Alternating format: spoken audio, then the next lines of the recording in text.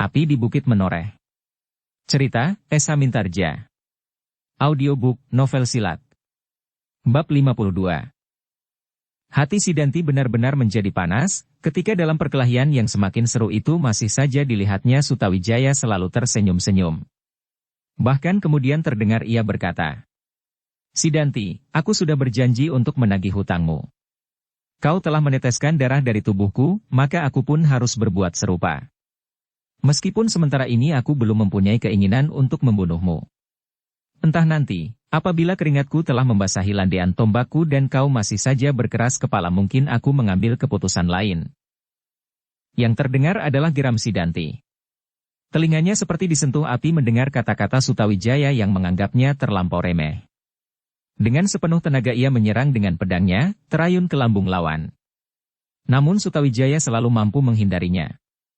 Bahkan Sutawijaya itu pun kemudian benar-benar ingin melakukan apa yang dikatakannya, sehingga serangan-serangannya pun semakin lama menjadi semakin cepat dan membingungkan. Sidanti yang pernah bertempur melawan Tohpati dan tidak dapat mengalahkan macan yang garang itu, merasa bahwa sebenarnya Sutawijaya masih berada selapis di atas Tohpati. Karena itu, maka terbersit pula di dalam hatinya, pengakuan bahwa tidaklah mungkin baginya untuk mengalahkan Sutawijaya. Sedang kedua kawannya yang lain pun ternyata telah menemukan lawan yang seimbang. Betapa banyak pengalaman sana keling dalam petualangannya, namun menghadapi Agung Sedayu yang masih muda itu, ternyata masih harus memeras segenap kemampuannya untuk tetap dapat bertahan menghadapi serangan-serangan anak muda itu. Sedang di sisi yang lain, Suandaru bertempur dengan serunya pula melawan alap-alap Jalatunda. Murid Kiai Gringsing itu ternyata telah mendapat kemajuan yang jauh sekali, dibandingkan dengan apa yang pernah dimilikinya pada saat pertama kali ia menerima pelajarannya di pinggir kali. Betapa saat itu ia mengumpat-umpat karena ia merasa bahwa waktunya hanya terbuang sia-sia. Apalagi ketika ia mendengar Kiai Gringsing mengajaknya bermain loncat-loncatan di atas batu. Kini Suandaru telah cukup lincah memainkan pedangnya. Meskipun tubuhnya gemuk, namun ia mampu menghadapi kelincahan alap-alap Jalatunda dengan gerakan-gerakan yang mantap. Meskipun Suandaru yang gemuk itu selalu menghemat tenaganya, namun kemana alap-alap Jalatunda meloncat, maka Suandaru telah menghadapinya dengan pedang terjulur. Dalam pada itu, di luar desa benda yang kecil, Ki Tambakwedi menunggu muridnya dengan hati berdebar-debar. Ia telah melihat asap mengepul dan kemudian disusul dengan api yang menjilat tinggi seolah-olah akan menggapai awan yang terbang rendah dihanyutkan angin dari selatan. Tetapi Sidanti sama sekali tidak segera dilihatnya. Dengan gelisah Ki Tambakwedi itu duduk di pematang. Matanya seakan-akan tergantung di pagar batu desa benda yang tidak seberapa jauh. "Setan kecil itu apalagi yang dilakukannya," gumamnya. Mungkin anak itu sempat mengambil beberapa macam barang atau barangkali ditemuinya seorang gadis. Namun Ki Tambakwedi tidak dapat menyembunyikan kegelisahannya dengan berbagai-bagai dugaan. Sekali ia berdiri, berjalan mondar-mandir dan kemudian berjongkok lagi. Ia menyesal menyuruh muridnya pergi ke desa itu. "Lebih baik aku kerjakan sendiri," gerutunya. Ia menyuruh muridnya membakar beberapa rumah dengan pertimbangan bahwa di desa itu pasti tidak akan ditemuinya prajurit yang mampu melawan muridnya itu bersama-sama kedua kawannya, sedang dirinya sendiri cukup mengawasi mereka dari kejauhan sambil mengawasi para prajurit Pajang yang pasti segera akan datang. Tambakwedi itu pun menggeram. Ia telah menyuruh orang-orangnya yang lain menyingkir. Juga penghubungnya yang terakhir, yang dari kejauhan mengintai prajurit Pajang yang telah meninggalkan induk Kademangan. Berlari-lari penghubung itu memberitahukan kepadanya, sehingga dengan tergesa-gesa disuruhnya Sidanti melakukan pekerjaan itu. Tetapi agaknya Sidanti terlalu lama berada di desa benda yang kecil. "Anak gila," geram Tambakwedi. Menurut perhitungannya, maka prajurit Pajang sudah menjadi semakin dekat. Sebentar lagi prajurit-prajurit itu pasti sudah akan tampak di tengah-tengah bulak yang agak panjang itu. Dalam kegelisahannya, Ki Tambakwedi itu kemudian berjalan mendekati desa benda. Di sepanjang langkahnya, tak habis-habisnya ia mengumpat-umpat. "Akhirnya aku harus pergi juga ke desa itu. Lebih baik sejak semula aku kerjakan sendiri pekerjaan ini." Setelah meloncati beberapa buah parit dan menyibak beberapa macam tanaman di sawah-sawah, akhirnya Ki Tambakwedi berdiri di luar dinding desa itu. Dari tempatnya berdiri Ki Tambak Wedi dapat melihat jalan yang membujur di tengah-tengah bulak memasuki desa kecil itu. Tetapi Ki Tambak Wedi tidak mau masuk desa lewat jalan yang dilihatnya. Lebih baik baginya untuk meloncati dinding batu desa itu. Ketika Ki Tambak Wedi menjejakkan kakinya di dalam lingkungan dinding batu, orang tua itu menggeram. Api yang dilihatnya sudah menjadi semakin besar. Dengan hati-hati ia berjalan ke arah api itu. Tetapi, di sekitar api itu tampaknya terlampau sepi. Ia tidak melihat Sidanti, Sanakeling dan alap-alap Jalatunda. Geramnya berulang kali. Anak-anak gila itu pergi kemana saja. Mereka sama sekali tidak mau memperhitungkan keadaan. Mereka menuruti saja perasaannya. Tiba-tiba Ki Tambak Wedi teringat, bahwa di desa itu pasti ada prajurit Pajang yang sedang mengawasi keadaan menjelang saat penyerahan orang-orang Jipang. Gumamnya. Mungkin Sidanti sedang melihat-lihat, apakah di desa ini ada orang-orang Pajang. Kalau benar diketemukannya beberapa orang prajurit, maka anak itu pasti sedang melepaskan kemarahannya. Sejenak Ki Tambak Wedi menjadi berbimbang hati. Tetapi kemudian kembali ia bergumam. Biarlah aku melihatnya pula. Orang-orang Pajang pasti berada di ujung jalan itu. Akhirnya Ki Tambak Wedi pun segera dengan tergesa-gesa menyusup rimbunnya dedaunan, meloncati dinding-dinding halaman, pergi ke ujung jalan. Dalam pada itu Wiralele masih berpacu dengan kudanya. Beruntunglah ia bahwa ketika Ki Tambak Wedi berjalan mendekati jalan yang dilaluinya, ia telah lampau. Kalau hantu lereng Merapi itu melihatnya, maka sudah pasti bahwa tubuh Wiralele akan terbanting dari punggung kudanya, karena Ki Tambak Wedi akan melempar dengan gelang-gelang besinya. Kuda Swandaru adalah kuda yang cukup baik, sehingga lajunya benar-benar seperti anak panah meluncur dari busurnya. Ia harus segera menemui Untara, mengabarkan apa yang telah terjadi, sehingga rencana yang telah disusun rapi oleh pimpinannya itu tidak pecah berserakan. Akhirnya Wiralele melihat juga sebuah barisan yang berhenti di tengah-tengah bulak. Barisan itu adalah barisan Pajang dan anak-anak muda Sangkal Putung. Ketika Untara melihat api yang menjilat ke udara, maka hatinya menjadi berdebar-debar. Dengan ragu-ragu ia berkata kepada Ki Gede Pemanahan. Ki Gede, aku melihat ketidakwajaran dari desa benda itu. Ki Gede mengerutkan keningnya. Ketika ia berpaling, memandangi wajah Untara, dilihatnya pada wajah itu beberapa titik keringat. Kali ini Ki Gede benar-benar menjadi kecewa. Ternyata persiapan Untara masih belum terlampau masak. Sehingga di saat-saat yang ditentukan masih juga terjadi peristiwa-peristiwa yang menegangkan dan bahkan mungkin dapat membahayakan. Tetapi Ki Gede puas dengan persiapan pasukan Pajang dan anak-anak muda Sangkal Putung yang berbaris di belakangnya. Bahwa seandainya orang-orang Jipang itu berkhianat atas persetujuan yang telah dibuatnya, atau sengaja menjebak para prajurit Pajang, maka pasukan itu sudah benar-benar dalam kesiagaan tempur. Bagaimana pertimbanganmu Untara? Bertanya Ki Gede Pemanahan. Beberapa orang harus menyaksikan keadaan desa itu dari dekat. Ki Gede Pemanahan mengangguk-anggukkan kepalanya. Kemudian katanya, di desa itu tak akan kau jumpai bahaya yang besar. Kalau orang-orang Jipang ingin menjebakmu di sana, maka tidak akan terjadi pembakaran itu. Untara mengangguk-anggukkan kepalanya. Tetapi bagaimanapun juga api itu telah mencemaskannya. Maka katanya, ya Ki Gede, demikianlah kiranya. Tetapi api itu sendiri dapat menimbulkan berbagai pertanyaan. Mungkin tanpa disengaja para penjaga telah membakar sebuah timbunan jerami atau alang-alang. Tetapi mungkin juga karena sebab-sebab lain. Kita tidak mendengar tanda bahaya, selawi Dura yang berdiri di belakang Untara. Ki Gede Pemanahan masih mengangguk-anggukkan kepalanya. Sejenak Panglima itu berdiam diri dan berpikir. Kemudian katanya, baik juga kau mengirimkan beberapa penghubung untuk mengetahui keadaan yang sebenarnya. Untara mengangguk. Di belakang barisan itu ada 3 orang penghubung dengan kuda-kuda mereka yang siap untuk melakukan tugas itu. Tetapi Untara itu kemudian tertegun diam. Dari kejauhan, mereka melihat seekor kuda muncul di tikungan, dari balik tanaman-tanaman jagung dan gerumbul jarak liar yang berserakan di pinggir-pinggir jalan. Kuda itu berpacu semakin dekat. Debu yang dilemparkan oleh kaki-kakinya mengepul tinggi ke udara. Siapa? Desis Ki Gede Pemanahan. Untara tidak segera menyahut. Tetapi kemudian setelah orang berkuda itu menjadi semakin dekat ia menjawab. Wira Lele, Ki Gede, pemimpin pengawas yang aku tempatkan di benda. Ki Gede Pemanahan mengangguk-anggukkan kepalanya. Wajahnya sama sekali tidak membayangkan kegelisahan dan kecemasan. Wajah Panglima Wira Tamtama itu selalu membayangkan ketenangan hatinya, sehingga orang-orang lain pun menjadi tenang pula karenanya. Semakin lama Wira Lele itu pun menjadi semakin dekat, sementara itu wajah Untara dan Widura menjadi semakin tegang. Mereka merasa tidak sabar lagi menunggu kuda yang berlari kencang seperti angin itu. Demikian Wira Lele sampai di hadapan mereka, maka segera Untara dan Widura menyongsongnya sambil bertanya. Apa yang terjadi? Untara dan Widura menjadi semakin berdebar-debar ketika mereka melihat wajah Wira Lele yang pucat dan keringatnya yang membasahi seluruh tubuhnya.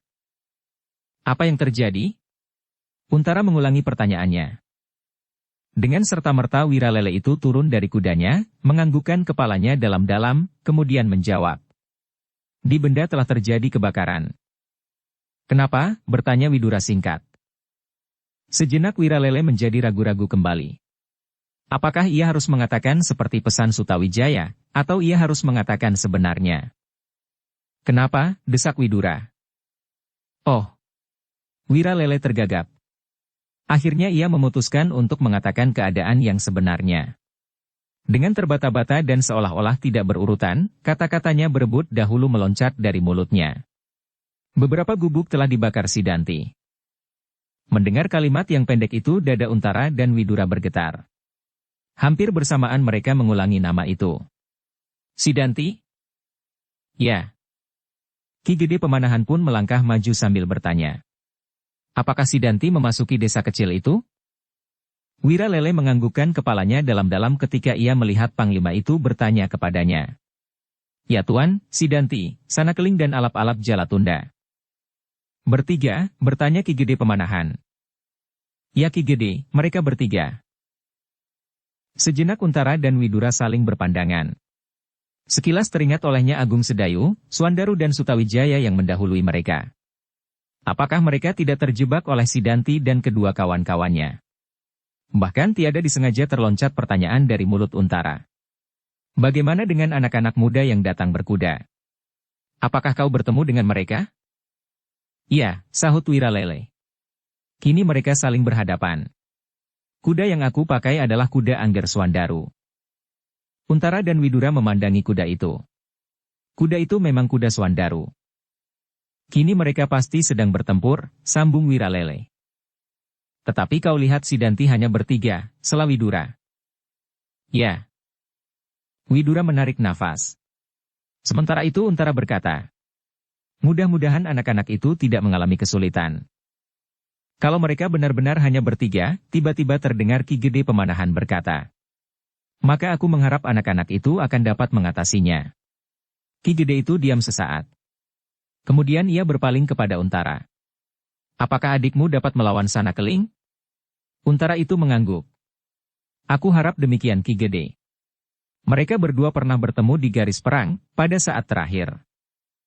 Kalau begitu, mereka tidak akan menemui kesulitan. Ki Gede itu terdiam sesaat. Tetapi sejenak kemudian tampak wajahnya yang tenang itu berkerut. Tiba-tiba kata-katanya mengejutkan Untara. Wira Lele, bukankah namamu Wira Lele? Ya Ki Gede, sahut Wira Lele sambil menganggukkan kepalanya. Kau benar-benar hanya melihat 3 orang dari mereka? Ya Ki Gede. Hanya 3 orang. Di perjalanan kemari pun aku tidak melihat orang-orang lain. Tetapi di antara mereka bertiga itu ada Sidanti, gumam Ki Gede Pemanahan. Kalau begitu, katanya. Berikan kudamu kepadaku. Ki Gede, potong Untara. Apakah yang akan Ki Gede lakukan sekarang? Sidanti adalah murid Tambak Wedi. Hantu itu mungkin berada di sana pula. Ki Gede, aku dan Paman Widura yang bertanggung jawab atas semua peristiwa ini. Karena itu, biarlah aku pergi mendahului. Apakah kau dapat berbuat sesuatu kalau tiba-tiba muncul di arena perkelahian itu Ki Tambak Wedi? Untara terbungkam. Tetapi ia melangkah maju ketika ia melihat Ki Gede Pemanahan merenggut kendali kuda Wira Lele. Jangan Ki Gede, minta Untara. Ki Gede adalah Panglima Wira Tamtama. Keselamatan Ki Gede jauh lebih berharga dari keselamatan kita semuanya. Ah, desa Ki Gede yang tiba-tiba telah meloncat ke atas punggung kuda itu. Aku sedang mencemaskan keselamatan anakku. Aku akan mendahului kalian, cepat susul aku. Kalau terjadi sesuatu bukanlah salahmu, tetapi salah anakku yang nakal itu. Ki Gede. Untara masih ingin mencegah, tetapi ia tidak tahu kata-kata apakah yang akan diucapkan. Aku menyadari maksudmu Untara, sahut Ki Gede Pemanahan. Tetapi pada masa-masa mudaku, aku senakal anakku itu pula. Karena itu jangan cemaskan aku. Untara tidak dapat berbuat sesuatu lagi. Ia hanya dapat melihat Ki Gede memutar kudanya. Yang terdengar kemudian adalah kata-kata salah seorang perwira pengawalnya. Ki Gede, apakah Ki Gede tidak menunggu kami? Ki Gede tersenyum, katanya. Lindungilah panji-panji itu. Biarlah panji-panji itu tetap berkibar. Tak seorang pun sempat mencegahnya. Kuda itu segera meloncat dan berlari sekencang badai. Gemertak di atas tanah berbatu-batu. Semakin lama semakin jauh. Untara itu pun kemudian tersentak. Tiba-tiba mulutnya berteriak. Heh, berikan kuda penghubung itu. Kenapa kalian diam saja sejak tadi? Para penghubung yang memegang kendali kuda di bagian belakang dari barisan itu terkejut mendengar teriakan Untara. Karena itu, maka dengan segera mereka meloncat naik ke punggung-punggung kuda dan membawa kuda-kuda mereka maju mendekati Untara. Berikan satu kepadaku, teriak Untara itu pula. Para penghubung itu sama sekali tidak tahu maksud Untara. Tetapi mereka pun segera berloncatan turun dan salah seorang daripada mereka menyerahkan kendali kudanya kepada Untara. Kau akan pergi juga, bertanya Widura. Ya. Sendiri? Untara ragu-ragu sejenak. Sehingga Widura berkata pula. Apakah aku akan menyertaimu? Untara menggeleng. Tidak. Paman memimpin pasukan ini. Untara berhenti sejenak kemudian dipandanginya beberapa orang perwira dan pengawal Ki Gede Pemanahan yang lain. Rupa-rupanya orang-orang itu pun tahu maksudnya, sehingga salah seorang dari mereka berkata, Aku akan pergi bersamamu Adi Untara. Marilah, sahut Untara. Aku juga, bukankah ada 3 ekor kuda, berkata seorang yang lain. Maka sejenak kemudian mereka bertiga telah berada di punggung kuda. Dengan sentuhan pada lambung-lambung kuda itu, maka ketiganya meloncat dan berlari seperti dikejar hantu. 3 ekor kuda itu berpacu dengan cepatnya, berderak-derak di atas jalan yang menuju ke desa kecil di hadapan mereka, Benda. Di desa Benda, pada saat itu sedang berlangsung suatu perkelahian yang semakin lama menjadi semakin seru. Sidanti yang melawan Sutawijaya benar-benar telah berusaha memeras segenap kemampuannya. Namun ia harus melihat kenyataan pula, bahwa Sutawijaya benar-benar memiliki kelincahan dan ketangguhan yang sulit ditandinginya. Dengan senyum yang selalu membayang di bibirnya, Sutawijaya pun berusaha untuk menebus kekalahannya. Bahkan tiba-tiba lukanya itu seolah-olah menjadi terasa pedih kembali. Geramnya. Sedikitnya sebuah goresan di tubuhmu, Sidanti. Sidanti tidak menyahut. Tetapi bekerja lebih keras lagi. Ia sama sekali tidak dapat mengharapkan bantuan siapapun juga dalam perkelahian ini, sebab kedua kawannya telah terlibat pula dalam perkelahian yang seru. Meskipun alap-alap Jalatunda tidak mengalami tekanan yang berat, bahkan sekali-sekali ia berhasil mendesak Swandaru yang gemuk, namun belum menunjukkan suatu kepastian bahwa ia akan dapat mengalahkan lawannya. Kekuatan Swandaru ternyata benar-benar merupakan kekuatan raksasa. Sedang Sanakeling hampir tidak pernah mendapat kesempatan untuk menarik nafas. Ternyata Agung Sedayu cukup cepat menghadapinya. Keduanya adalah orang-orang pilihan dari pihak yang berlawanan, yang pernah bertemu di garis perang, sehingga dengan demikian, maka kini mereka telah berusaha sekuat-kuat tenaga masing-masing untuk segera menguasai lawannya. Tiba-tiba Sanakeling, Agung Sedayu, alap-alap Jalatunda dan Swandaru terkejut ketika mereka mendengar suara Sidanti mengumpat keras-keras. Setan! Jangan berbangga dengan sentuhan senjatamu itu. Yang terdengar kemudian adalah suara tertawa Sutawijaya. Katanya. Jangan mengumpat-umpat. Aku hanya menagih hutangmu, tidak lebih. Dan aku masih belum menuntut bunganya. Mampus kau, teriak Sidanti pula sambil menyerang Sutawijaya sejadi-jadinya. Wajahnya menjadi merah padam dan matanya seakan-akan menyala. Dari lengan kirinya menetes darah yang merah segar. Agung Sedayu pun tersenyum pula melihat luka Sidanti, bahkan Swandaru dengan serta-merta berteriak pula. Heh, apakah murid Kitambak Wedi itu dapat dilukai? Tunggu, aku akan menyobek mulutmu Swandaru, sahut Sidanti lantang. Tetapi Swandaru menjawab pula. Lenganmu sudah terluka. Apakah kau masih dapat menyombongkan dirimu lagi? Kata-kata Swandaru terputus. Ia masih akan berkata lagi, tetapi ketika ia baru saja membuka mulutnya, ujung pedang alap-alap Jalatunda hampir saja masuk ke dalam mulutnya itu. Gila kau, anak yang gemuk itu mengumpat. Dengan cepatnya ia meloncat mundur. Tetapi alap-alap Jalatunda mengejarnya dan dengan pedangnya ia menyerang lambung. Swandaru memutar tubuhnya setengah lingkaran. Ia tidak mau menghindar lagi. Dengan sekuat tenaganya, pedang alap-alap Jalatunda itu ditangkisnya dengan pedangnya pula. Terdengar suara berdentang. Dari sentuhan kedua tajam pedang itu memercik bunga api. Namun sekali lagi terasa oleh alap-alap Jalatunda, betapa kuatnya tangan Swandaru, meskipun Swandaru terpaksa mengakui pula kecepatan bergerak alap-alap Jalatunda. Hampir saja lambungnya tersobek oleh pedangnya. Sementara itu, Kitambak Wedi berjalan dengan tergesa-gesa menyusup rimbunnya dedaunan di kebun-kebun dan meloncati pagar-pagar halaman, menuju ke ujung desa itu. Ia menyangka bahwa di sana pasti ada gardu pengawas. Mungkin Sidanti dan kawan-kawannya sedang berpesta, gumamnya. Tetapi itu adalah perbuatan yang bodoh. Meskipun seandainya mereka berhasil membunuh 5 atau 6 orang, tetapi mereka hampir-hampir tidak lagi dapat berpikir tentang kemungkinan-kemungkinan lain. Mungkin Sidanti demikian bernafsu dan mencincang korbannya. Mungkin Sanakeling dan alap-alap Jalatunda berbuat serupa. Tetapi kalau mereka tertangkap oleh orang-orang Pajang, maka mereka pasti akan mengalami perlakuan yang sama. Sambil bersungut-sungut Kitambak Wedi itu berjalan semakin cepat mendekati gardu perondaan di ujung jalan.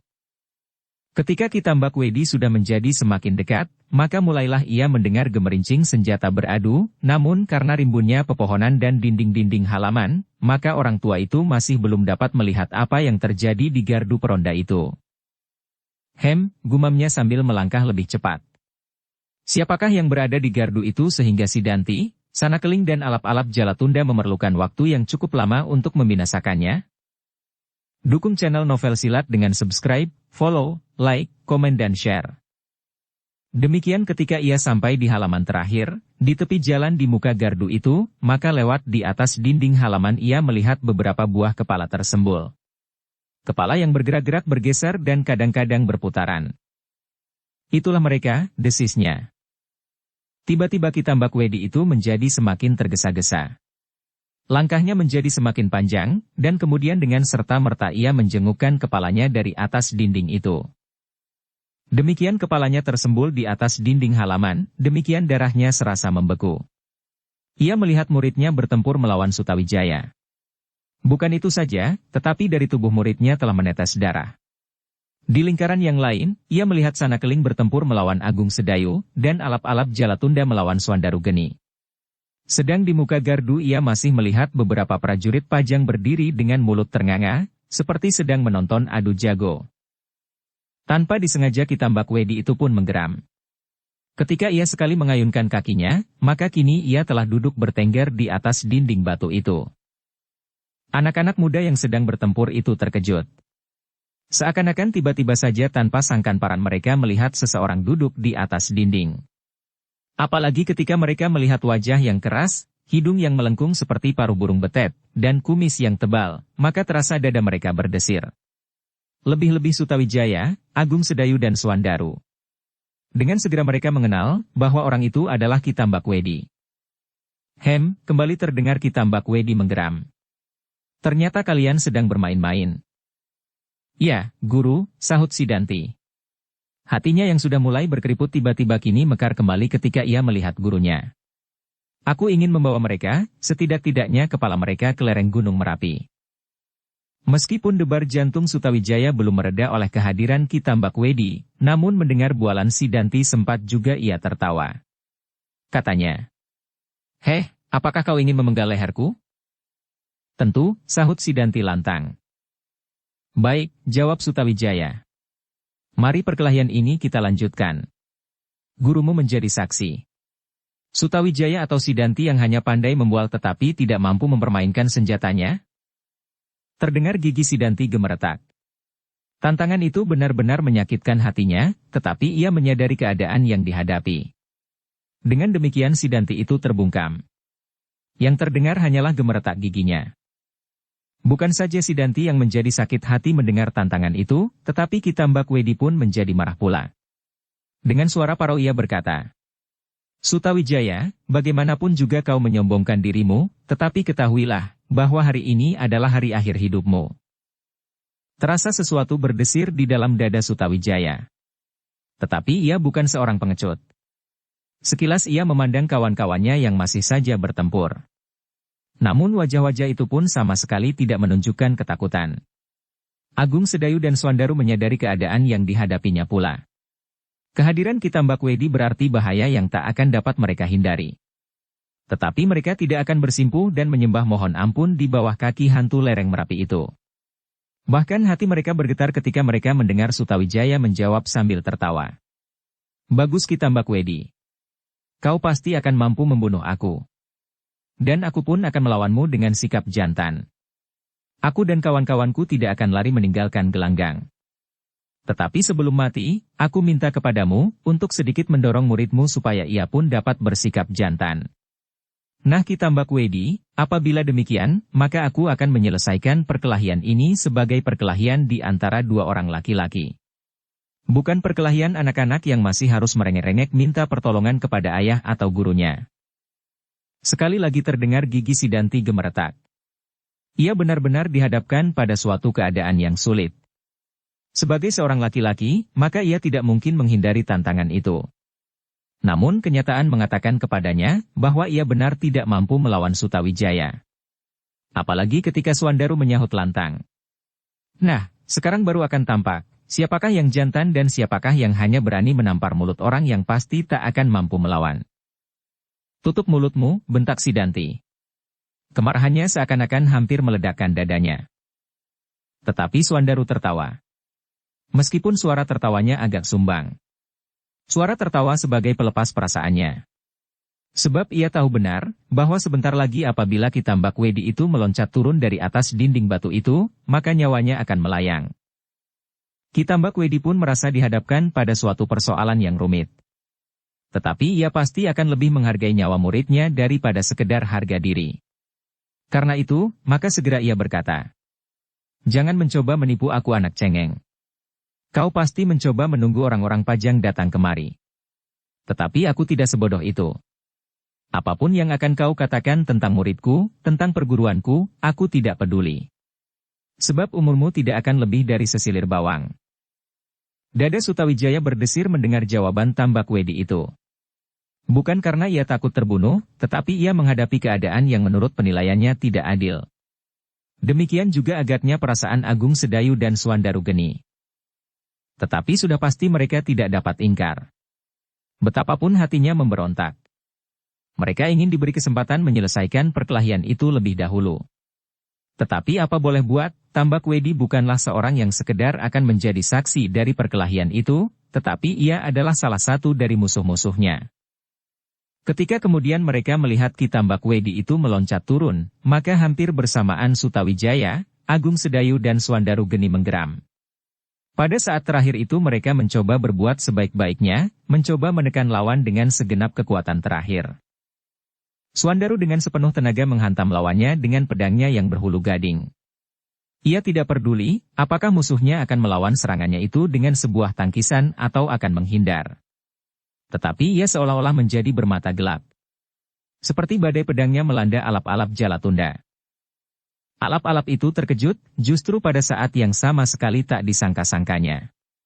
Ia menyangka Swandaru akan mencoba menyelamatkan dirinya dari Ki Tambak Wedi, atau setidak-tidaknya perkelahiannya itu akan menjadi lemah karena putus asa. Namun ternyata bentuk keputusasaan yang terungkap dalam diri Swandaru adalah berbeda dari yang dibayangkan oleh alap-alap Jalatunda. Dalam keputusasaan, Swandaru masih mencoba membinasakan lawannya, sama sekali bukan ingin melarikan diri sementara Ki Tambak Wedi akan membunuh Sutawijaya. Tetapi sudah pasti mereka tidak dapat ingkar. Betapapun hatinya memberontak. Mereka ingin diberi kesempatan menyelesaikan perkelahian itu lebih dahulu. Tetapi apa boleh buat? Karena itu, maka alap-alap Jalatunda terpaksa melayani saat-saat terakhir dari perkelahian itu. Ketika ia mencoba menangkis serangan Swandaru, maka terasa tangannya menjadi nyeri. Hampir-hampir senjatanya itu terlepas. Untunglah bahwa dengan sisa kekuatan tangannya ia mampu mempertahankan senjatanya. Meskipun demikian, sementara nyeri tangannya masih menyengat-nyengat, alap-alap itu terpaksa berloncatan surut menghindari serangan-serangan Swandaru berikutnya. Demikian pula agaknya Agung Sedayu. Dengan sepenuh tenaga ia berjuang. Dipergunakannya saat-saat terakhir yang pendek untuk mencoba mendahului tangan Ki Tambakwe di atas dirinya. Tetapi Sanakeling pun mampu menghindari setiap serangannya meskipun ia harus berloncatan surut dan mengumpat-umpat tak habis-habisnya. Ki Tambakwedi melihat kedua anak muda itu sambil menggeram. Tiba-tiba ia berkata dengan nada parau. Kalian telah mulai sekarat. Kemudian kepada Sanakeling dan alap-alap Jalatunda, hantu lereng Merapi itu berkata. Tahanlah musuh-musuhmu itu sesaat. Jangan sampai mereka melarikan diri. Yang pertama-tama akan aku bunuh adalah Sutawijaya, kemudian Agung Sedayu dan yang terakhir, anak yang gemuk itu, biarlah Sidanti yang menyelesaikan. Tetapi kata-kata Ki Tambakwedi itu terputus. Bahkan yang lain pun terkejut pula ketika tiba-tiba mereka mendengar Sidanti memekik kecil, sehingga semua perhatian telah terpukau karenanya. Ki Tambakwedi itu pun menjadi terkejut pula. Ia melihat darah yang merah mengalir dari dada Sidanti. Setan! Sidanti itu mengumpat sambil meloncat jauh-jauh ke belakang. Tetapi Sutawijaya benar-benar seperti orang kesurupan. Ia tidak mempedulikannya lagi. Dengan cepatnya ia mengejar lawannya. Sekali lagi tombaknya terjulur, kali ini mengarah leher Sidanti yang sudah kehilangan keseimbangan. Saat-saat itu adalah saat yang sangat berbahaya bagi Sidanti. Seolah-olah ia telah kehilangan kesempatan untuk menyelamatkan dirinya. Meskipun demikian anak muda itu masih juga mampu menghindar dengan jalan satu-satunya. Dengan serta-merta ia menjatuhkan dirinya dan berguling ke samping. Usaha itu hanya berguna sementara bagi Sidanti. Sebab Sutawijaya pun segera meloncat pula menerkam Sidanti yang masih berguling di tanah dengan tombaknya. Darah Sanakeling dan alap-alap Jalatunda serasa berhenti melihat peristiwa itu. Mereka melihat tombak itu terangkat dan apabila kemudian tombak itu mematuk ke bawah, maka nyawa Sidanti pun pasti akan melayang. Tetapi beruntunglah bagi Sidanti, bahwa saat itu gurunya berada di tempat itu pula. Sudah tentu Ki Tambakwedi tidak akan membiarkan muridnya dibunuh di hadapan hidungnya. Karena itu segera ia meloncat seperti tatit menyambar di langit. Dengan sebuah sentuhan yang tergesa-gesa pada lambung Sutawijaya, maka anak muda itulah yang kemudian terlempar beberapa langkah. Yang terdengar kemudian adalah suara tubuh Sutawijaya itu terbanting jatuh. Kini nafas Agung Sedayu dan Swandaru Genilah yang tertahan di kerongkongan. Mereka melihat Sutawijaya itu terbanting dan berguling beberapa kali. Namun alangkah kuatnya tubuh anak muda itu. Demikian ia berguling beberapa kali, maka segera ia meloncat bangkit. Tombaknya, Kiai Pasir Sewukir, masih dalam genggamannya. Tetapi demikian ia berhasil berdiri, maka anak muda itu pun menyeringai menahan sakit pada lambung dan punggungnya. Tambakwedi, anak muda itu menggeram. Tampaklah kini matanya seakan-akan menyala karena kemarahannya. Ternyata kau pengecut seperti muridmu. Aku sangka perguruan lereng Merapi adalah perguruan yang menempa kejantanan dan kejujuran. Tetapi ternyata kau telah mengajari muridmu dengan perbuatan yang licik. Tutup mulutmu, bentak Ki Tambakwedi lebih. Baik kau mengucapkan pesan-pesanmu. Aku benar-benar akan membunuhmu kini. Gigi Sutawijaya gemeretak. Sejenak ia terpaku diam karena kemarahannya yang memuncak. Terasa detak jantungnya menjadi semakin keras memukul-mukul rongga dadanya. Tetapi Sutawijaya itu kemudian mengangkat wajahnya. Yang berderap itu bukanlah suara jantungnya saja, tetapi suara itu adalah derap kaki-kaki kuda, namun kuda itu masih terlampau jauh. Bukan saja Sutawijaya yang mendengar derap suara kaki-kaki kuda di kejauhan, tetapi Ki Tambakwedi dan semuanya yang ada di tempat itu pun mendengarnya pula. Gila. Ki Tambakwedi itu pun mengumpat. Sejenak ia menjadi bimbang. Suara kaki-kaki kuda itu sekilas terasa memberi harapan bagi Sutawijaya dan kawan-kawannya, tetapi kening Sutawijaya itu pun kemudian berkerut. Katanya di dalam hati. Kenapa mereka datang berkuda? Derap kaki kuda itu hanya akan mempercepat kematianku. Seandainya mereka datang sambil berjalan kaki dapat mendekati tempat ini sebelum aku dicekiknya, maka aku masih dapat mengharap pertolongannya seperti Sidanti mendapat pertolongan gurunya. Tetapi yang terjadi adalah, mereka datang berkuda. Derap kaki-kaki kuda itu telah memberitahukan kehadiran mereka selagi mereka masih jauh. Bukan saja mempercepat kematianku, desis Sutawijaya pula di dalam hatinya. Tetapi itu pun akan sangat berbahaya bagi mereka sendiri. Seandainya Kitambak Wedi tidak sendiri dan orang-orang yang lain ini pun tidak sedang terikat oleh lawan masing-masing, maka mereka akan dengan mudahnya disergap dari balik-balik dinding halaman. Namun kata-kata di hati Sutawijaya itu pun terputus, geram Kitambak Wedi. Alangkah bodohnya orang-orang Pajang. Kehadiran mereka hanya mempercepat kematianmu. Sayang aku tidak mendapat kesempatan bermain-main dengan penunggang-penunggang kuda yang bodoh itu. Sutawijaya tidak menjawab. Pikiran itu dapat dimengertinya. Ketika kemudian ia berpaling ke arah kedua kawannya, mereka pun telah berhenti berkelahi. Sidanti, berkata Kitambak Wedi. Sebentar lagi beberapa orang dari Pajang akan datang. Aku kira bukan seluruh pasukan, mereka hanyalah orang-orang yang mendahului pasukan itu. Wira Lele telah lepas dari tangan kami guru. Ia sempat memberitahukan peristiwa ini kepada orang-orang Pajang itu, sahut Sidanti. Tidak apa, berkata gurunya. Sekarang tinggalkan tempat ini cepat-cepat. Pilihlah arah yang tepat seperti yang kita rencanakan supaya kau tidak dilihat oleh orang-orang berkuda itu. Sidanti tidak segera menyahut. Terasa harga dirinya tersentuh. Tetapi terdengar gurunya membentak. Cepat! Tinggalkan tempat ini, bersama Sanakeling dan alap-alap Jalatunda. Biarlah aku menyelesaikan ketiga-tiganya. Ketiganya tidak lagi menunggu Kitambak Wedi mengulangi. Derap kaki kuda itu sudah semakin dekat. Namun tiba-tiba derap itu berhenti. Kitambak Wedi mengangkat wajahnya. Tetapi ia tidak lagi mendapat banyak kesempatan. Ia tidak lagi mempedulikan suara-suara kaki yang hilang itu. Sidanti dan kedua kawan-kawannya pun tidak. Ketiganya segera meloncat berlari meninggalkan tempat itu. Agung Sedayu dan Swandaru masih mencoba untuk mencegah mereka, tetapi ketika mereka melihat Kitambak Wedi menimang gelang-gelang besinya maka maksud itu pun diurungkannya. Usahanya pasti akan sia-sia dan mereka pasti hanya akan mati tanpa arti. Lebih baik bagi mereka untuk mempersiapkan diri melawan hantu lereng Merapi itu bersama-sama. Derap kuda itu masih juga belum terdengar lagi. Mereka sudah tidak begitu jauh. Tetapi mereka pasti berhenti. Kalau tidak, maka mereka pasti sudah tampak di tikungan sebelah. Aku tidak peduli lagi, apa yang akan kalian katakan, geram Tambak Wedi. Sekarang kalian akan aku bunuh dengan caraku. Kalau kuda-kuda itu tampak di tikungan, maka kalian akan menggelepar di tanah.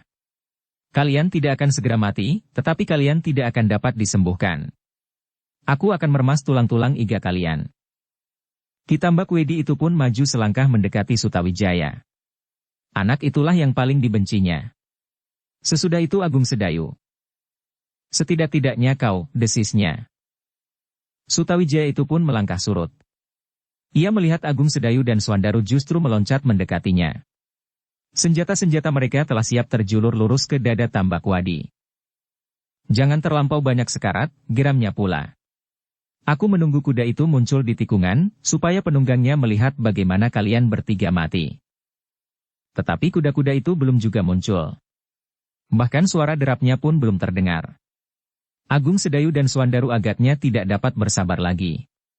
Merekalah yang tiba-tiba mendahului menyerang Kitambak Wedi. Namun bagi Kitambak Wedi, serangan-serangan itu tidak banyak berarti. Meskipun kemudian Sutawijaya ikut pula bertempur. Dengan loncatan-loncatan pendek serta mempergunakan gelang-gelang besinya, Kitambak Wedi selalu berhasil menghindari dan menangkis serangan-serangan anak-anak muda itu. Gila, kenapa kuda-kuda itu tidak juga muncul? Kalau mereka meloncat turun dan mencoba mendatangi tempat ini sambil bersembunyi, maka aku akan sangat kecewa. Sebab aku pasti akan membunuh kalian dengan tergesa-gesa. Tetapi apa boleh buat? Lebih baik aku berbuat cepat daripada terlambat. Aku tidak akan menunggu kuda-kuda itu. Tetapi tiba-tiba kembali terdengar kuda berderap. Ki Tambak Wedi itu pun kemudian tersenyum. Katanya, aku mempunyai kesempatan yang baik. Tunggu sampai kuda itu muncul di tikungan supaya mereka melihat kalian menggelepar kesakitan seperti ayam disembelih. Aku mengharap ayahmu lah yang datang, Sutawijaya. Ketiga anak muda itu sama sekali tidak menjawab. Mereka memperketat serangan-serangan mereka. Meskipun mereka tahu bahwa mereka sama sekali tidak berarti bagi Ki Tambak Wedi, namun mereka ingin mati sebagaimana seorang laki-laki mati di dalam peperangan. Bukan seperti seekor cucurut yang mati ketakutan melihat seekor kucing candramawa. Tetapi Ki Tambak Wedi menjadi semakin bergembira melayani anak-anak muda itu, meskipun sebenarnya ia telah hampir sampai pada puncak permainannya. Ia hanya menunggu kuda-kuda itu muncul di tikungan. Kemudian dengan gerakan yang pasti tak akan dapat dihindari oleh ketiga anak-anak muda itu, Ki Tambak Wedi akan menyelesaikan pertempuran. Ia mengharap bahwa orang-orang berkuda itu masih sempat melihat ketiga anak-anak muda itu menjelang saat matinya dengan penuh penderitaan. Teriak Ki Tambak Wedi kemudian. Itulah mereka. Dada Sutawijaya, Agung Sedayu dan Swandaru berdesir. Kini mereka tinggal menunggu saat yang sama sekali tidak menyenangkan itu. Ki Tambak Wedi pasti akan melakukan seperti yang dikatakannya. Meremas tulang-tulang iga mereka. Namun tiba-tiba sekali lagi mereka terkejut. Yang mereka dengar lebih jelas bukanlah langkah kuda-kuda itu, tetapi derap langkah orang berlari. Sesaat gerak Ki Tambak Wedi terganggu. Tetapi segera ia mengetahui bahwa di antara mereka yang berkuda, pasti ada seseorang yang dengan bersembunyi-sembunyi mendekati perkelahian itu. Karena itu wajahnya menjadi tegang. Tetapi apa yang akan dilakukan Ki Tambak Wedi, masih belum dapat mendahului langkah itu. Sebelum Ki Tambak Wedi berbuat sesuatu, maka tiba-tiba mereka melihat sebuah bayangan melayang hinggap di atas dinding halaman di sebelah yang lain dari arah kedatangan Ki Tambak Wedi. Darah hantu lereng Merapi itu terasa seolah-olah berhenti mengalir dengan tiba-tiba. Ia tidak menyangka bahwa salah seorang dari mereka mampu datang secepat itu. Dan ternyata yang bertengger di atas dinding halaman itu adalah Ki Gede Pemanahan. Ki Tambak Wedi melihat bahwa sekali lagi ia mengalami kegagalan. Otaknya yang telah dipenuhi oleh berbagai pengalaman segera mengatakan bahwa tak akan ada gunanya lagi baginya berbuat sesuatu atas ketiga anak-anak muda itu. Ia menyesal bukan kepalang bahwa ia menunggu kuda-kuda itu muncul di tikungan, sehingga ia terlambat karenanya. Ia tidak menyangka sama sekali bahwa seseorang mampu bergerak secepat Ki Gede Pemanahan. Seandainya salah seorang yang berkuda itu tadi meloncat turun pada saat kuda-kuda itu berhenti, maka betapapun tinggi kemampuannya berlari, tetapi orang itu pasti belum sampai di tempat ini. Namun ternyata Ki Gede Pemanahan mampu melakukannya. Karena itu, maka segera Ki Tambak Wedi merubah rencananya. Setapak ia meloncat mundur, dan tiba-tiba ketika tangannya bergerak sebuah gelang telah lepas seperti anak panah meloncat dari busurnya. Untunglah bahwa yang dibidiknya adalah Ki Gede Pemanahan, secepat gelang-gelang itu pula, Ki Gede Pemanahan menjatuhkan dirinya dari alas dinding itu. Seperti seekor kucing ia meloncat turun, dan secepatnya tegak di atas kedua kakinya yang kokoh kuat bagaikan sepasang tonggak baja. Sedang di tangan Ki Gede itu telah tergenggam pusakanya, Kiai Naga Kemala. Terdengar Ki Tambak Wedi itu menggeram. Tiba-tiba di tangannya telah tergenggam pula sebuah gelang-gelang yang lain. Tetapi apa yang dilakukannya adalah di luar dugaan mereka yang melihatnya. Cepat seperti kilat, Ki Tambak Wedi meloncat surut, kemudian dengan kecepatan yang sama, ia meloncat lebih jauh lagi, melampaui dinding halaman dari arah ia datang. Ki Gede Pemanahan segera berlari ke dinding itu pula. Tetapi ketika ia sudah bersiap untuk meloncat, tiba-tiba ia tertegun. Sekali dilayangkan pandangan matanya, tetapi regol halaman ternyata berada agak jauh daripadanya. Tidak ada gunanya, desisnya. Ayah tidak mengejarnya, dengan serta-merta Sutawijaya bertanya. Sudah terlampau jauh, sahut Ki Gede Pemanahan. Ayah tidak meloncati dinding itu, berkata anaknya. Kalau ayah meloncat pula, maka setan itu pasti belum terlampau jauh. Ki Gede Pemanahan menggelengkan kepalanya sambil tersenyum. Aku masih sayang akan dahiku. Kalau kepalaku muncul dari batik dinding maka sebuah gelang-gelang pasti akan menyambarnya. Aku tidak tahu, apakah aku dapat menghindarinya, karena arahnya belum aku ketahui dengan pasti. Oh, Sutawijaya menarik nafas sambil mengangguk-anggungkan kepalanya. Iya, itu akan dapat terjadi, gumamnya. Kemudian katanya. Untunglah bahwa lingkaran yang pertama tidak dilemparkan kepalaku. Kalau ia berbuat demikian, maka aku tidak lagi dapat melihat orang-orang Jipang yang menyerah itu. Ki Gede Pemanahan menggeleng. Ia tidak akan berbuat demikian selagi ia masih ingin melepaskan diri. Kalau ia membunuhmu dengan lingkaran itu, maka keris ini akan menancap di dadanya. Ia tidak akan sempat menghindar selagi ia berusaha melihat hasil gelang-gelangnya atasmu. Ki Tambak Wedi pun tahu pasti, bahwa aku dapat juga melemparkan kerisku ini ke arahnya.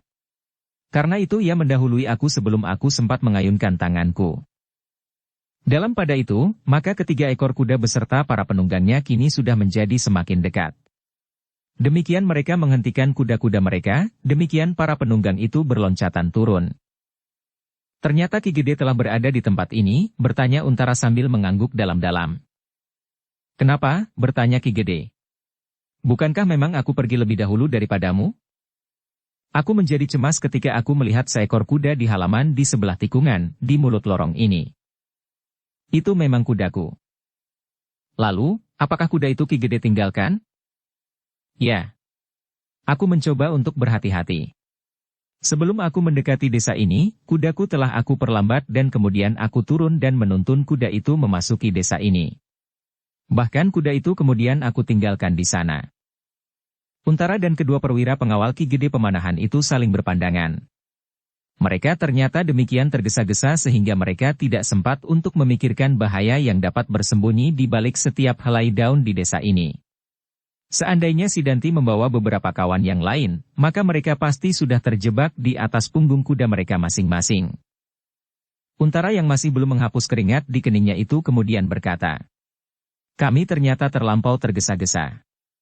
Untunglah bahwa kami tidak mendapat serangan dari tempat-tempat berhenti sesaat, karena ketergesa-gesaan kami itu." Untara berhenti sesaat, dipandanginya anak muda yang masih tegak di tempatnya masing-masing dengan senjata di tangan-tangan mereka. Kemudian katanya pula, "Untunglah bahwa Ki Gede telah sampai di tempat ini. Sekali lagi aku terlambat beberapa saat. Kami berhenti sejenak di ujung desa karena kami melihat kuda Swandaru yang Ki Gede pakai. Kami bertanya-tanya di dalam hati kami, namun kami tidak menemukan jawabnya. Akhirnya kami meneruskan perjalanan. Sampai di tikungan kami melihat apa yang terjadi di sini. Kalau aku tidak mendahului kalian dan kalian tidak melihat kudaku sehingga kalian tidak berhenti, apakah yang kira-kira akan kalian lakukan?" bertanya Ki Gede Pemanahan. Pertanyaan itu telah memukul dada Untara sehingga anak muda itu menundukkan kepalanya. "Ya, apakah yang akan aku lakukan seandainya aku justru datang lebih dahulu dari Ki Gede Pemanahan? Apakah aku akan melawan Ki Tambak Wedi?" Karena itulah maka Untara menjawab lirih. "Tak ada yang dapat kami lakukan Ki Gede. Mungkin kami adalah korban yang berikutnya." Ki Gede tersenyum. Sambil menyarungkan kerisnya ia berkata, "Sudahlah, jangan kau pikirkan lagi Tambak Wedi itu. Semuanya sudah lalu." Kemudian Ki Gede itu berpaling kepada puteranya. "Sutawijaya, jadikanlah peristiwa ini peringatan bagimu. Jangan terlampau menuruti keinginan. Aku pun hampir terlambat. Untung aku mendengar Ki Tambak Wedi mengancam dengan marahnya, sehingga suaranya terdengar dari balik dinding-dinding halaman ini. Mula-mula aku memang tidak segera menemukan tempat ini. Dan aku datang tepat pada waktunya." Sutawijaya menundukkan kepalanya. Ia tidak menjawab sepatah kata pun. Apalagi ketika kemudian terasa lambungnya menjadi sakit. Lambung yang terkena sentuhan Ki Tambak Wedi, sehingga ia terbanting jatuh pada saat ia hampir berhasil membunuh Sidanti. Ketika ia menyeringai menahan nyeri sambil meraba-raba lambungnya itu, Ki Gede Pemanahan memandanginya dengan cemas. "Kenapa lambungmu?" bertanya orang tua. "Sakit," sahut Sutawijaya. "Ya kenapa?" Sutawijaya ragu-ragu. Tetapi kemudian ia berkata, "Tak apa-apa. Mungkin sedikit terkilir." Tetapi jawaban itu tidak meyakinkan Ki Gede Pemanahan sehingga sekali lagi ia bertanya, "Kenapa lambung itu?" Namun Sutawijaya yang nakal itu memandangi wajah Agung Sedayu dan Swandaru berganti-ganti sambil tersenyum kecut. "Kenapa?" desak ayahnya. Yang menjawab kemudian adalah Swandaru. Putra Ki Gede telah terkena sentuhan Ki Tambakwedi dan terbanting jatuh. Ki Gede Pemanahan mengerutkan keningnya. Perlahan-lahan ia mendekati anaknya sambil bertanya. Benarkah begitu? Sutawijaya mengangguk. Desis Ki Gede Pemanahan. Untunglah bahwa tulang-tulangmu tidak patah. Ki Tambakwedi terlampau tergesa-gesa, sahut Sutawijaya. Ia berada dalam jarak yang cukup jauh. Hampir tak masuk di akal, bahwa kemudian dengan satu kali loncatan, aku terpelanting. Kenapa ia berbuat demikian? Bukankah ia akan membunuh kalian bertiga? Kenapa tidak langsung saja kau dicekiknya? Ya. Tetapi saat itu ia sedang berusaha menyelamatkan si Danti yang kehilangan kesempatan untuk mengelak, sedang Ki Tambakwedi ingin membunuhku dengan cara yang dianggap sangat menyenangkan hatinya. Ki Gede Pemanahan mengangguk-anggukkan kepalanya. Terbayang di dalam angan-angannya, bagaimana anaknya dan kedua kawannya bertempur. Namun ia mengucap syukur di dalam hatinya, bahwa ia datang tidak terlambat seperti Untara dan kedua kawan-kawannya, sehingga ia sempat menyelamatkan anaknya. Bukan saja suatu hal yang sangat menggembirakan dirinya sendiri, tetapi juga menghindarkannya dari murka Adipati Pajang. Sebab Sutawijaya itu telah diangkat sebagai putra Adipati Pajang, dan keselamatannya telah dititipkan kepadanya. Seandainya saat itu Sutawijaya mengalami cedera atau bahkan terbunuh oleh Ki Tambakwedi, maka ia akan mengalami bencana 2 kali lipat. Ia akan kehilangan anak laki-lakinya dan mungkin ia akan kehilangan jabatannya pula karena murka Adipati Pajang yang merasa kehilangan anaknya pula. Dalam pada itu, maka sekali lagi terasa betapa kecewa hati Panglima Wira Tamtama itu atas hasil kerja Untara. Sangkal putung yang disangkanya sudah tidak akan diganggu lagi oleh orang-orang Jipang seperti laporan yang disampaikan oleh Untara, ternyata masih menyimpan bahaya yang hampir saja menelan keselamatannya dan keselamatan anaknya. Namun Ki Gede Pemanahan berusaha untuk menyimpan penyesalan itu di dalam hatinya. Bagaimanapun juga, ia masih mencoba mengerti bahwa Untara dihadapkan pada suatu keadaan yang tidak dapat diperhitungkannya lebih dahulu. Unsur Ki Tambakwedi agaknya adalah sumber dari kekacauan persiapan dan perhitungannya. Kalau tidak ada hantu lereng Merapi itu, maka sangkal putung benar-benar tidak akan terganggu lagi. Kini yang mereka tunggu adalah perkembangan keadaan yang tumbuh pada orang-orang Jipang yang akan menyerah itu. Mereka pasti melihat api itu pula dan bagaimanakah tanggapan mereka atas api itu sama sekali tidak diketahui oleh Untara dan para prajurit Pajang yang lain. Sementara itu Widura membawa pasukannya dengan tergesa-gesa ke desa kecil itu. Kalau terjadi sesuatu, maka ia pun ikut bertanggung jawab pula bersama dengan Untara. Karena itu maka ia ingin segera sampai dan melihat apa yang telah terjadi. Dengan hati-hati pasukan itu pun kemudian memasuki desa Benda. Namun desa itu masih saja sepi seperti tidak terjadi apa-apa, kecuali api yang kini semakin lama menjadi semakin surut. Untunglah bahwa jarak dari rumah yang satu ke rumah yang lain cukup jauh sehingga api itu tidak menjalar ke rumah-rumah yang lain. Widura menjadi berlega hati ketika kemudian dilihatnya di ujung lorong itu Ki Gede Pemanahan, Untara, Sutawijaya dan yang lain-lain masih berdiri di muka gardu. Bahkan para penjaga pun masih juga tegak seperti patung. Hati Widura menjadi semakin tentram ketika dilihatnya orang-orang yang berdiri di ujung jalan itu memandangi pasukannya sambil tersenyum. Namun ketika ia menjadi semakin dekat, hatinya menjadi sedikit berdebar-debar kembali, karena dilihatnya ujung tombak Sutawijaya menjadi semburat merah oleh warna darah. Widura itu pun kemudian menganggukkan kepalanya dalam-dalam sambil bertanya. Apakah yang sudah terjadi Ki Gede? Bukankah Anggir Sutawijaya, putra Ki Gede tidak mengalami cedera? Itulah orangnya, sahut Ki Gede sambil menunjuk putranya. Hampir saja ia mati dicekik hantu lereng Merapi. Oh. Widura mengangguk-anggukkan kepalanya. Sekilas ia mampu membayangkan bahwa agaknya kedatangan Ki Gede Pemanahan telah menyelamatkannya. Kini Widura telah berada di Benda bersama seluruh pasukannya. Prajurit Pajang dan Laskar Sangkal Putung. Karena itu, maka kewajibannya adalah menunggu perintah, apa yang harus dilakukannya menjelang kehadiran orang-orang Jipang yang akan menyerah. Kalau mereka mengingkari janji, maka yang akan terjadi adalah pertempuran. Bahkan mungkin mereka harus berlari-lari kembali ke induk Kademangan apabila para pengawas melihat orang-orang Jipang mengambil jalan melingkar dan bermaksud langsung menusuk ke jantung Kademangan.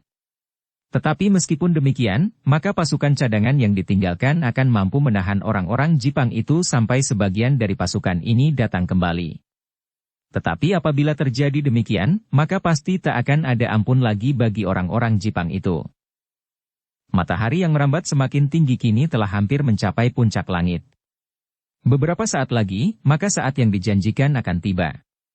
Karena itu, maka seluruh pasukan itu pun berjaga-jaga. Beberapa orang pemimpin kelompok telah mengatur anak buah masing-masing dan menempatkan mereka terpisah-pisah.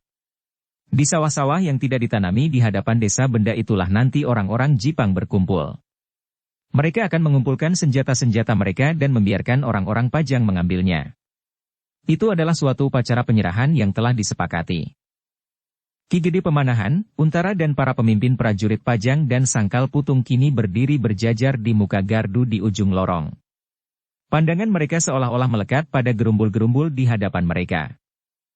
Di hadapan mereka kini terbentang sebidang tanah persawahan yang seakan-akan hampir tidak pernah mendapat perawatan.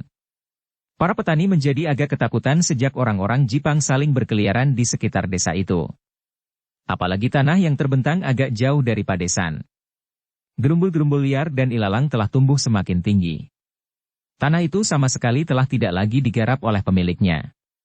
Dari balik-balik gerumbul-gerumbul itulah nanti akan datang orang-orang Jipang yang telah menyatakan diri menyerah bersama senjata-senjata mereka.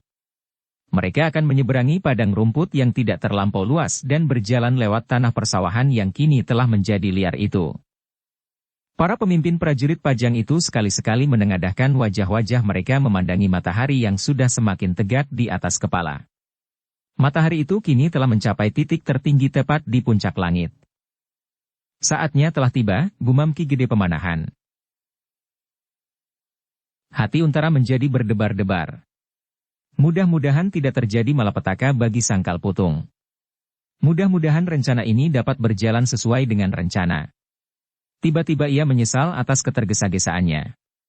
Ia telah memberanikan diri menyatakan bahwa persoalan orang-orang Jipang segera akan selesai sepeninggal macan kepatihan. Bahkan ia telah memberanikan menyatakan bahwa Sangkal Putung kini telah aman tentram dan mengharap kehadiran Ki Gede Pemanahan untuk menerima penyerahan sisa-sisa terakhir dari orang-orang Jipang itu. Sedang beberapa orang yang tidak sependapat dengan mereka yang menyerah itu, sama sekali tidak akan berarti apa-apa. Bahkan mereka akan dapat diabaikan untuk sementara. Namun ternyata kehadiran Ki Gede Pemanahan telah disambut oleh Ki Tambak Wadi di Tegal Jagung. Bahkan kemudian putra Ki Gede Pemanahan pun hampir-hampir menjadi korban pula. Tetapi kini semuanya itu telah terjadi. Kalau sekali lagi terjadi sesuatu, maka kepercayaan Ki Gede Pemanahan kepadanya pasti akan surut terlampau jauh. Dalam pada itu kembali terdengar Ki Gede Pemanahan berkata, "Bukankah matahari telah berada tepat di atas kepala?" "Iya, Ki Gede," sahut Untara ragu-ragu. "Apakah saat ini yang telah mereka janjikan?" "Ya, Ki Gede," kembali terdengar suara Untara datar. Dalam pada itu kembali Untara teringat kepada Kiai Gringsing yang seakan-akan menghilang. Namun ia sama sekali tidak dapat menuntutnya untuk sesuatu kewajiban tertentu. Sebab Kiai Gringsing bukan prajurit Pajang dan bukan anak buahnya. "Kita tunggu sejenak," gumam Ki Gede Pemanahan. "Kalau sepemakan sirih mereka tidak nampak, maka aku akan langsung memberikan perintah lain." Meskipun Ki Gede Pemanahan bergumam sambil tersenyum, tetapi jelas bagi Untara, bahwa perasaan Ki Gede Pemanahan menjadi tidak begitu senang melihat peristiwa-peristiwa yang terjadi di Sangkal Putung itu. Peristiwa-peristiwa yang sejak kedatangannya telah menunjukkan bahwa Sangkal Putung tidak sebaik seperti laporan Untara. Kini mereka berdiri dengan tegangnya, memandangi sawah yang ditumbuhi rumput-rumput liar dan batang-batang jarak yang menjadi lebat. Di belakang gerumbul-gerumbul itu dapat bersembunyi orang-orang Jipang. Bahkan mereka dapat bertebaran jauh dari selatan ke utara. Mungkin pula mereka menyusup ke Sangkal Putung lewat di belakang gerumbul-gerumbul itu langsung mendekati induk Kademangan dan menyerang dari samping. Hampir tak seorang pun yang bercakap-cakap. Mereka bersiaga sepenuhnya menghadapi setiap kemungkinan yang akan terjadi. Para prajurit Pajang dan laskar Sangkal Putung yang menebar itu pun memandangi gerumbul di hadapan mereka dengan mata yang hampir tidak berkedip. Semakin lama dada Untara seakan-akan menjadi semakin bergolak. Dada itu akan dapat meledak apabila laskar Jipang tidak segera tampak. Apalagi Ki Gede Pemanahan segera akan menjatuhkan perintah lain. Perintah yang belum diketahui akan bagaimana bunyinya. Dalam ketegangan itu, tiba-tiba mereka melihat sesuatu yang bergerak-gerak dari dalam gerumbul di hadapan mereka. Mereka melihat seseorang menyeruak batang-batang perdu dan kemudian muncul di atas rumput-rumput liar yang tumbuh subur di atas tanah persawahan yang tidak ditanami itu. Untara melihat orang itu dengan dada berdebar-debar. Selangkah ia maju sambil bergumam. "Itukah mereka?" "Hanya satu orang," sahut Ki Gede Pemanahan. Tapi ternyata yang kemudian menyeruak dari dalam gerumbul-gerumbul itu tidak hanya satu orang. Sesaat kemudian kembali mereka melihat seorang yang lain. Disusul orang yang ketiga dan keempat. Namun yang datang dari balik gerumbul itu sama sekali tidak seperti yang diharapkan oleh Untara dan para pemimpin Sangkal Putung. Mereka ternyata tidak lebih dari 20 orang. Hanya itu, terdengar Ki Gede Pemanahan bertanya. Untara tidak segera dapat menjawab. Tetapi keringat dinginnya telah melelehi di segenap permukaan kulitnya.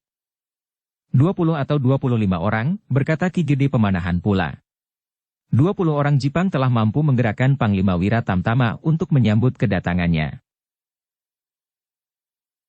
Dada Untara kini benar-benar dipenuhi oleh kegelisahan yang melonjak-lonjak. Kalau yang datang hanya 25 orang itu, alangkah malunya. Ki Gede Pemanahan, Panglima Wira Tamtama itu pun pasti akan menjadi sangat marah kepadanya, seolah-olah 25 orang Jipang itu cukup bernilai untuk memaksa Ki Gede Pemanahan datang ke daerah terpencil ini.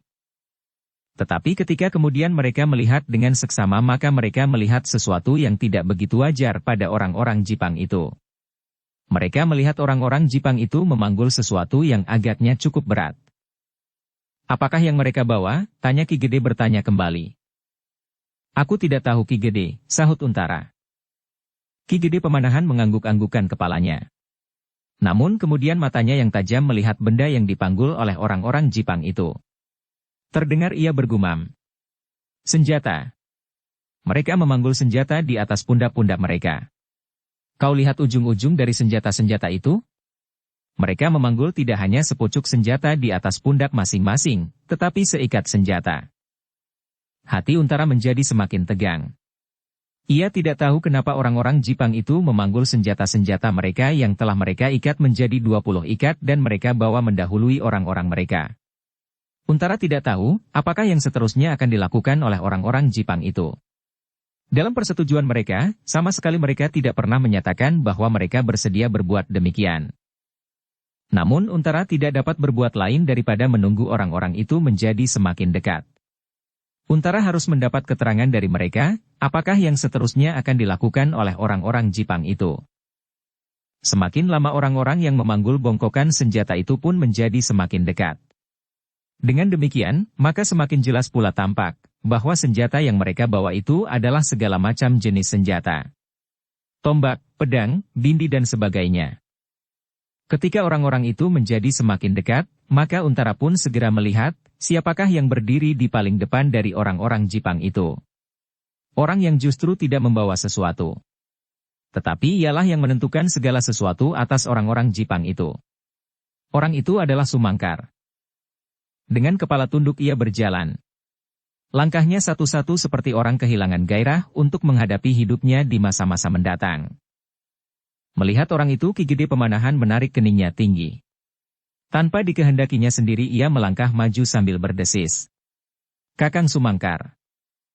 Sumangkar yang kemudian mengangkat wajahnya melihat Ki Gede Pemanahan itu berjalan ke arahnya, seolah-olah hendak menyongsongnya. Karena itu maka ia pun segera berhenti sambil membungkukkan badannya dalam-dalam. "Kakangmu yang tidak berharga telah menghadap Ki Gede Pemanahan." Ki Gede Pemanahan menarik nafas dalam-dalam. Sumangkar adalah lawan yang cukup tangguh sepeninggal Patih Mantahun. Ki Gede Pemanahan tahu benar kemampuan yang tersimpan pada orang tua itu. Tak ubahnya seperti kemampuan Patih Mantahun sendiri. Dari Untara Ki Gede Pemanahan sudah mendengar bahwa Sumangkar kini berada bersama-sama dengan Laskar Jipang yang dipimpin oleh Tohpati. Sumangkarlah orang yang telah berusaha untuk menghentikan perlawanan sepeninggal Macan Kepatihan. Namun menitik perkembangan keadaan, maka Ki Gede Pemanahan memang harus berhati-hati. Apakah Sumangkar tidak sedang menjebaknya bersama-sama dengan Ki Tambak Wedi? Ketika Sumangkar melihat Ki Gede Pemanahan, maka orang itu seakan-akan tidak merasa terkejut.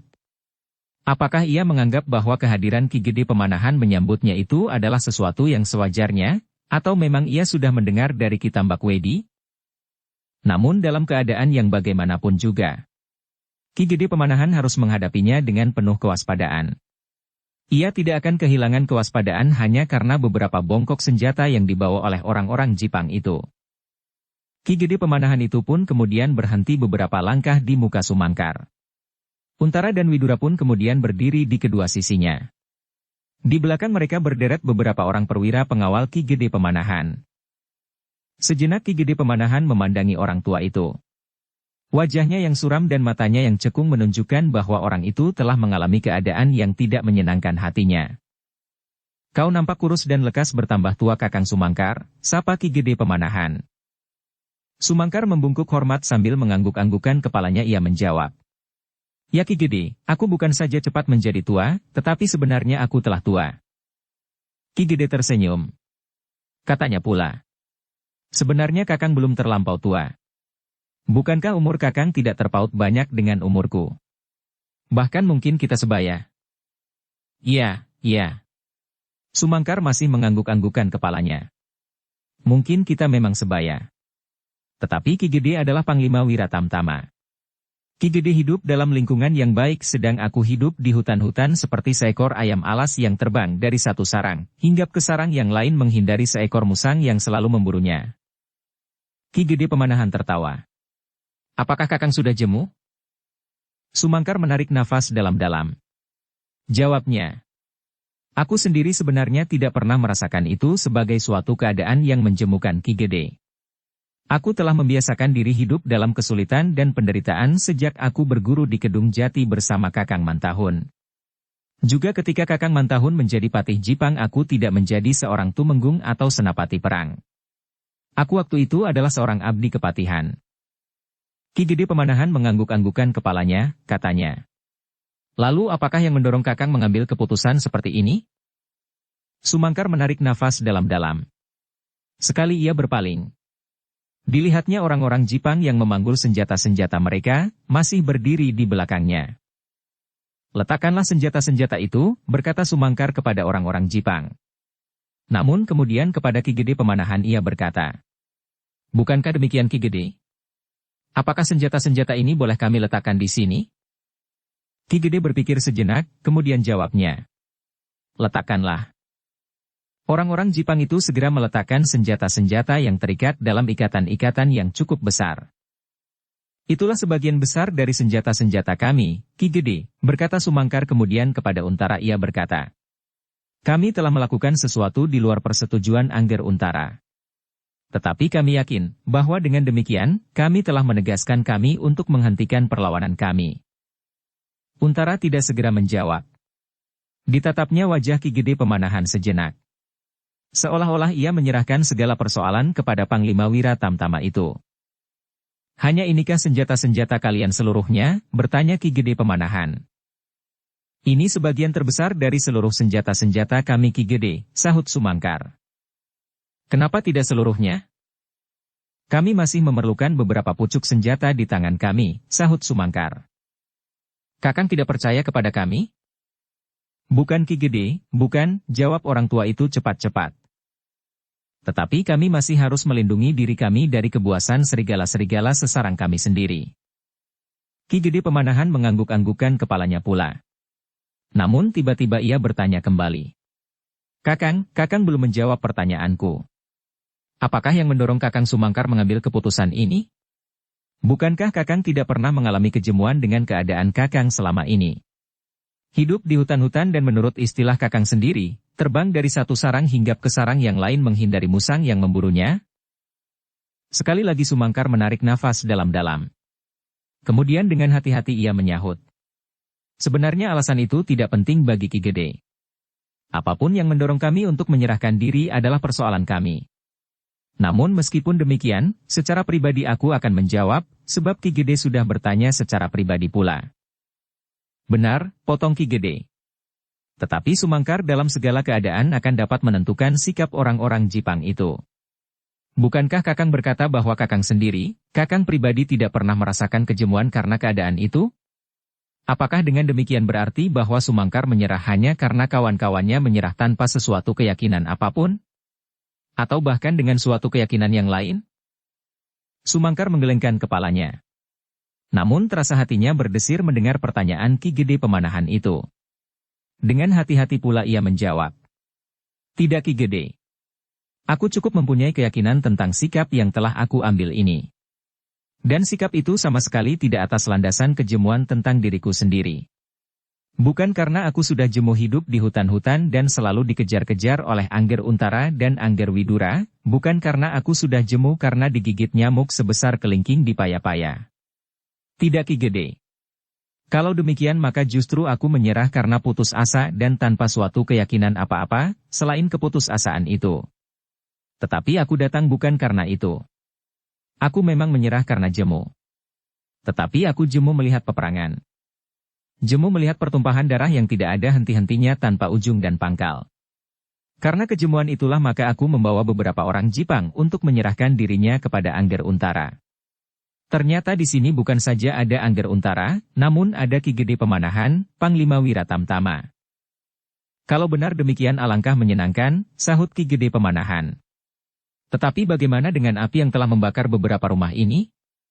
Dan bagaimanakah dengan orang-orangmu di Bulak Jagung? Pertanyaan Ki Gede adalah wajar, berkata Sumangkar dalam nada yang datar. Ki Gede pasti akan terpengaruh oleh api yang menyala di desa ini, seperti kami menjadi bertanya-tanya di dalam hati kami pula. Kenapa di desa benda terjadi kebakaran? Tetapi Angger Untara dan Angger Widura tahu pasti bahwa Sanakeling tidak sependapat dengan penyerahan ini.